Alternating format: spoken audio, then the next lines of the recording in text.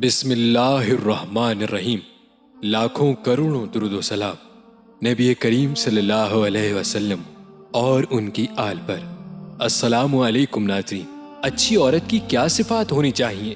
اہل اللہ نے لکھا کہ بیوی میں 4 صفات لازمی ہونی چاہیے۔ پہلی صفت اس کے چہرے پر حیا ہو۔ یہ بات بنیادی حیثیت رکھتی ہو کہ جس عورت کے چہرے پر حیا ہوگی اس کا دل بھی حیا سے لبریز ہوگا۔ مثل مشہور ہے کہ چہرہ انسان کے دل کا آئینہ ہوتا ہے۔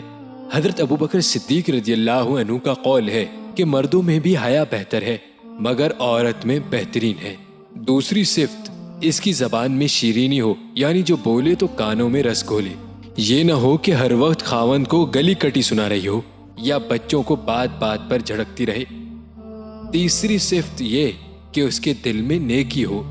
چوتھی صفت یہ کہ اس کے ہاتھ کام کاج میں مصروف رہیں۔